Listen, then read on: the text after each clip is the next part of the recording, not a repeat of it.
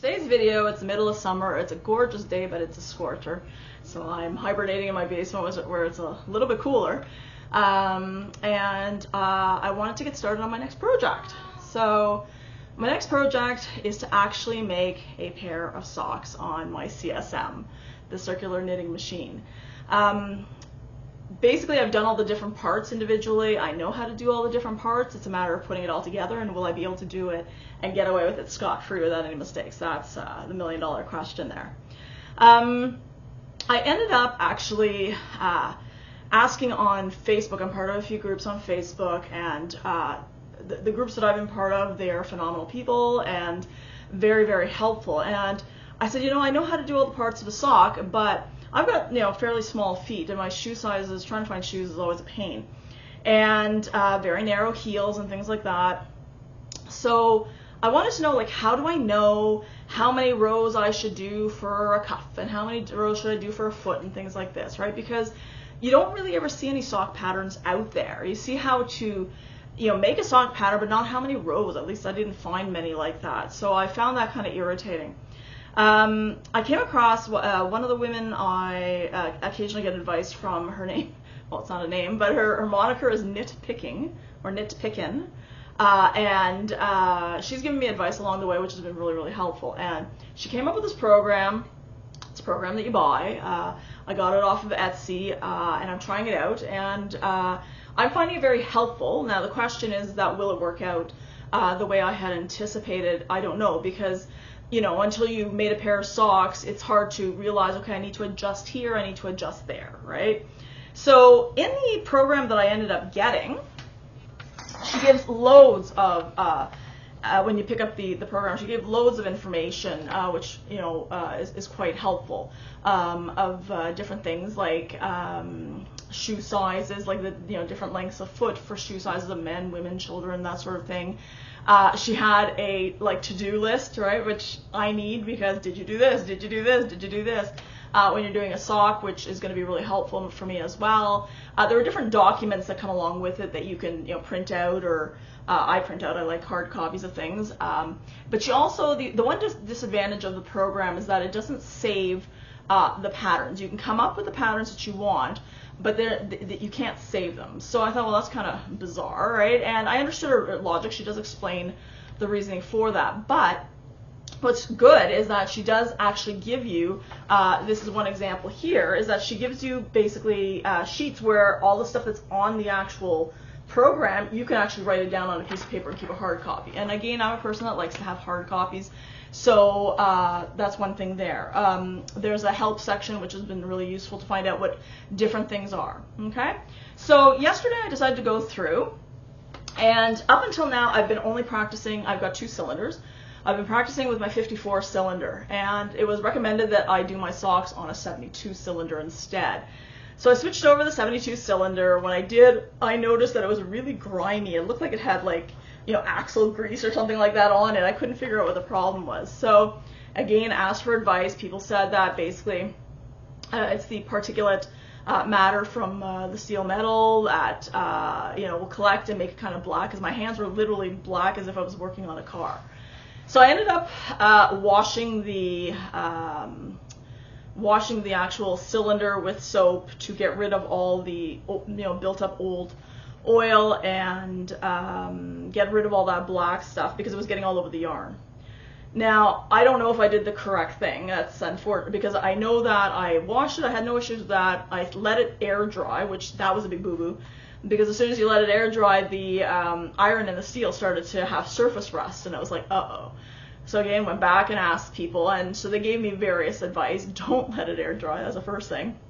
But there are many different ways that was suggested. So if you have a cylinder that needs to be cleaned, I don't have the best version yet to be able to put out there, but definitely do some research as to how to get it clean. Some people suggest pipe cleaners to go down the little grooves, which to me is great, except if it's really oily and disgustingly dirty, it's not going to catch everything that you necessarily need. So it depends on what the actual issue is. And again, I had bought it, so it had never been used by me. I don't know if it had maybe been overly used by somebody else and just never cleaned. I don't know. Anyway, so turned on the program yesterday, started to fill in some stuff. So the first thing, obviously, you know, the things, you know, who's it being made for, who's the knitter, your pattern that you're using, your start date, your finish date. Again, you can fill that out as you see fit. These socks are just going to be for me. And so it asks you the cylinder number, so I was using a 72. It asks you the cylinder set. And so basically, before I started, I ended up actually checking the height of the V-cam. Well, actually, I did a tube gauge with the 72 because I did not do that, and with the yarn I wanted to use, I let it sit for a few hours, and then I measured, and I did a video on this. I measured whether or not it would allow for, oh, sorry, I'm having a brain fart here. I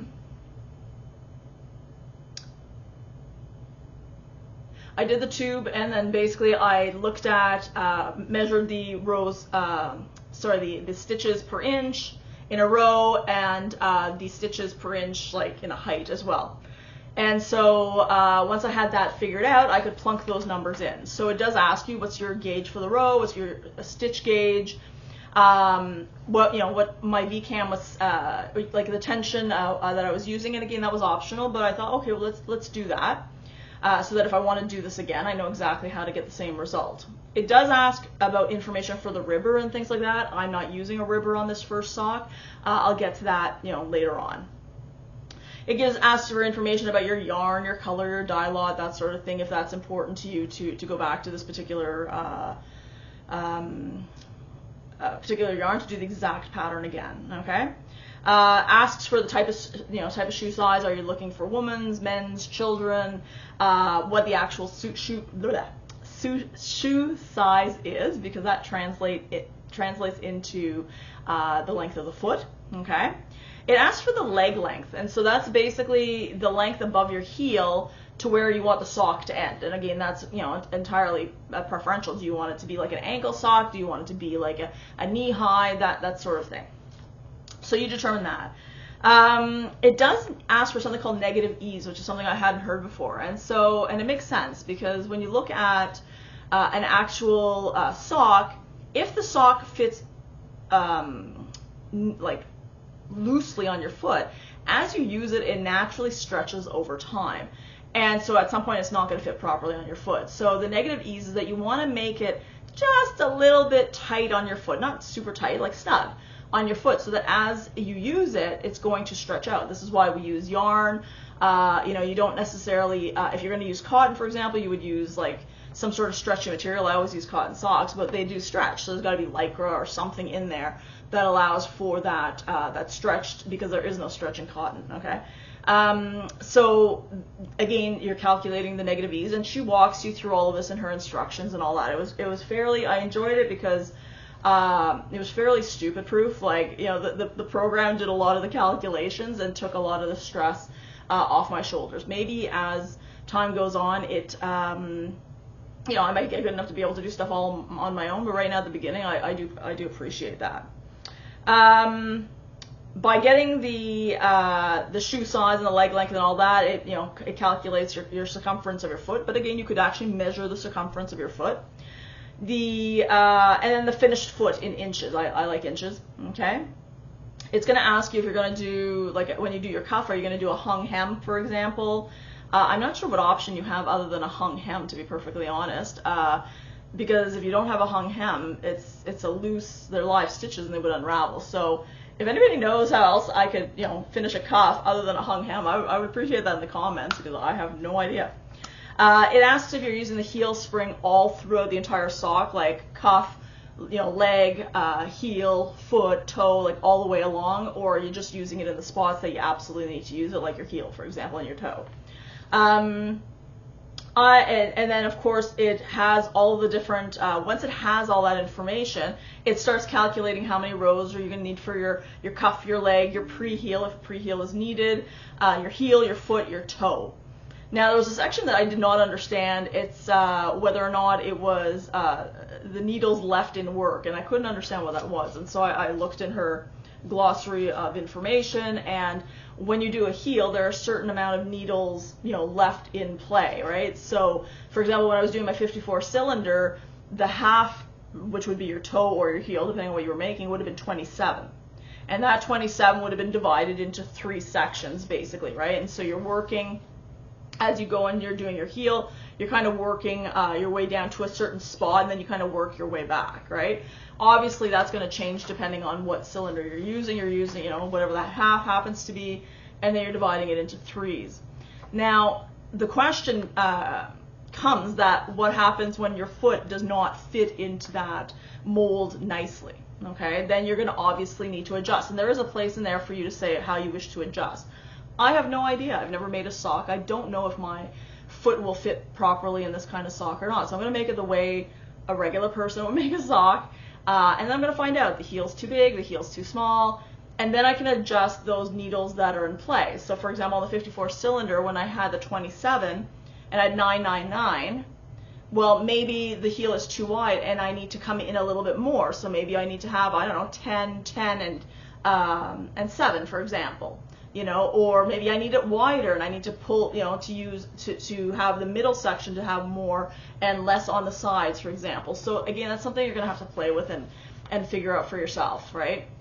I know my husband has wide feet to begin with, so it'll be interesting. Like, I'll make these socks because we have actually relatively the same length of foot.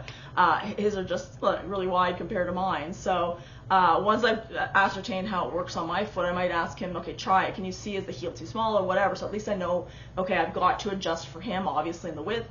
I don't know if a 72 cylinder will work for him, if he needs a larger cylinder or not, but that's one way for me to kind of gauge once I've got that information.